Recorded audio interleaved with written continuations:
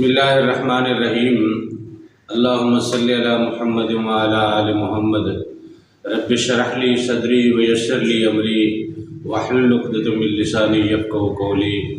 السلام علیکم دوستو، میں ہوں ایک عام سا مسلمان فقیر معصوم وارثی۔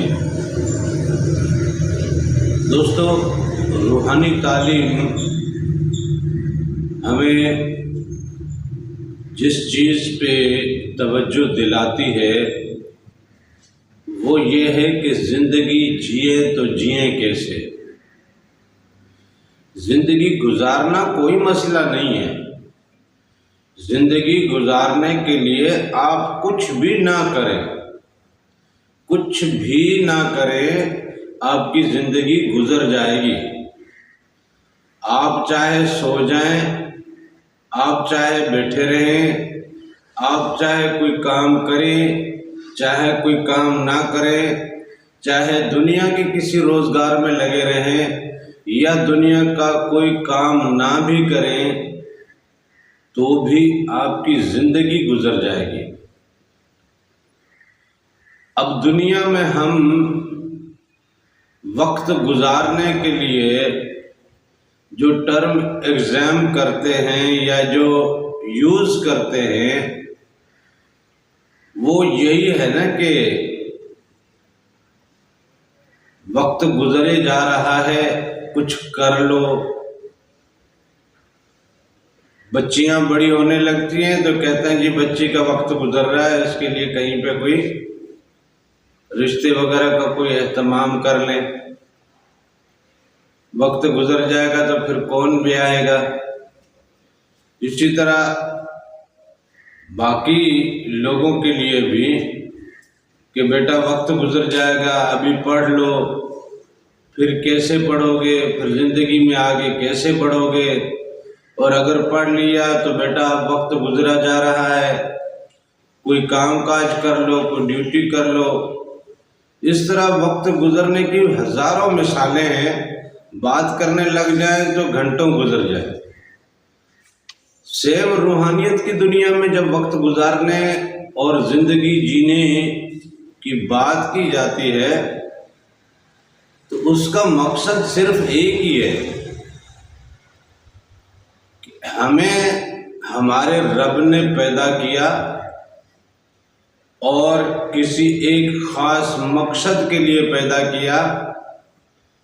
وہ مقصد ہمارا جو ہے، وہ مقصد ہمارا باطن میں چھپا ہے۔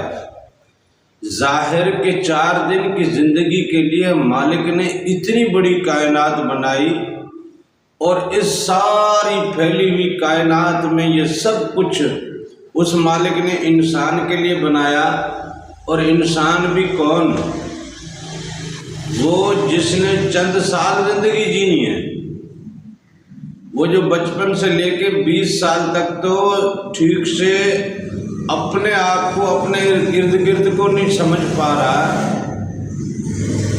اور تقریباً 50 سال کے بعد پھر وہ ویسے ہی کمزور اور بڑھاپے کی طرف نکل پڑے گا، بیماریاں اسے پکڑ لیں گی اور اس کا جسم نحیف سے نحیف تر ہوتا جائے گا، اور پھر وہ کسی کام کے قابل نہیں رہے گا، یہاں تک کہ لوگوں کا محتاج رہے گا۔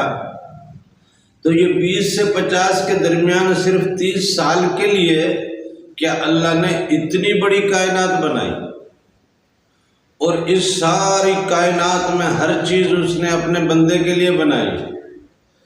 عالم ناسوت کو چھوڑ کے عالم ملکوت اور جبروت جو ابدی دنیا ہیں، جہاں پہ ہم نے جب زندگی جینی ہے تو وہ زندگی ایسی جینی ہے کہ جس میں کوئی موت کا تصور نہیں ہے۔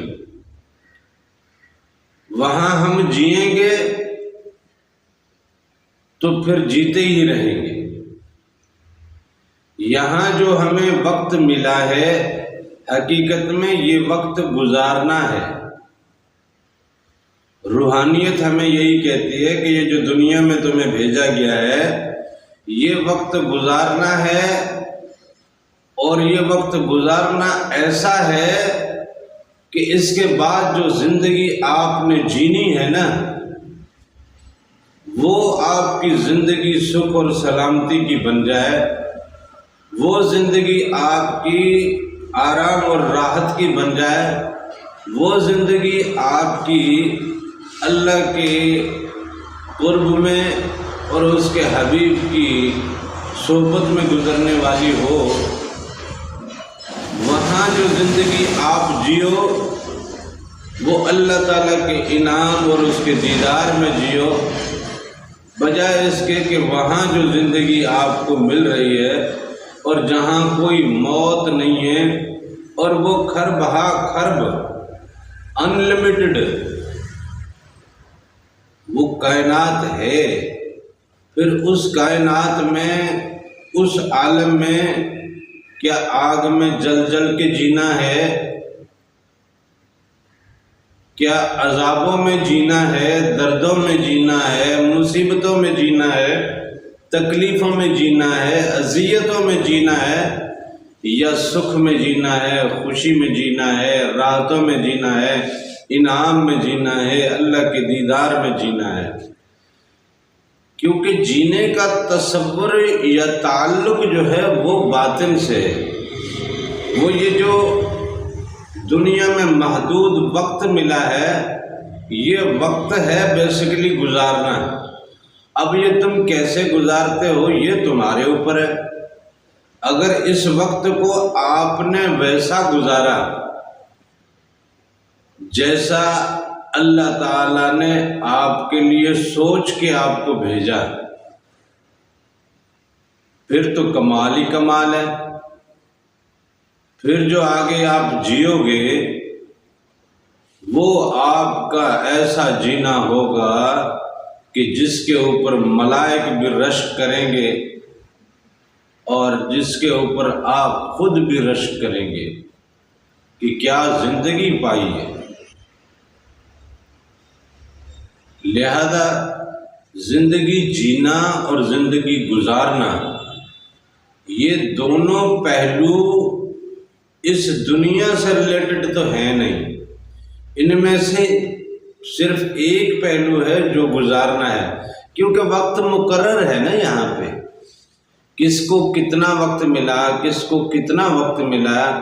کوئی پیدا ہوتے ہی یہاں سے گزر گیا، کوئی 2-4 مہینے کے بعد گزر گیا، کوئی کچھ سالوں کے بعد گزر گیا، کوئی لڑکپن میں گزرا، کوئی جوانی میں گزرا، کوئی بڑھاپے میں گزرا۔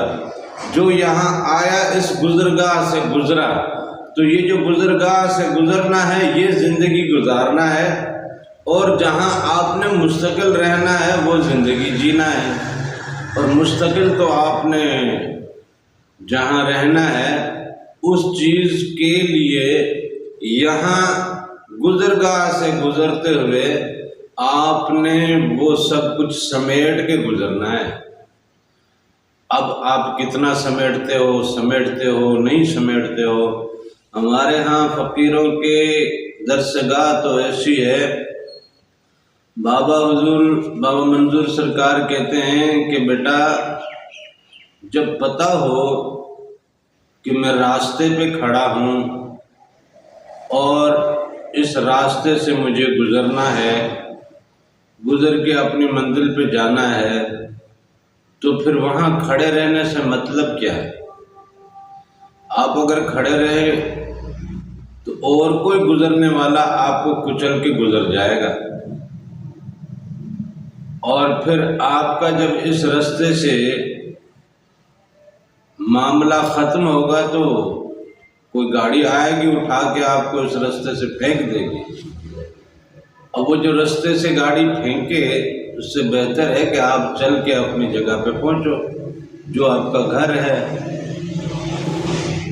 یہ لفظ تو بڑے سادہ ہیں لیکن بات وہی ہے نا۔ دیکھیں کہ یہاں سے گزر کے ہم نے اگلے اپنے گھر میں پہنچنا ہے۔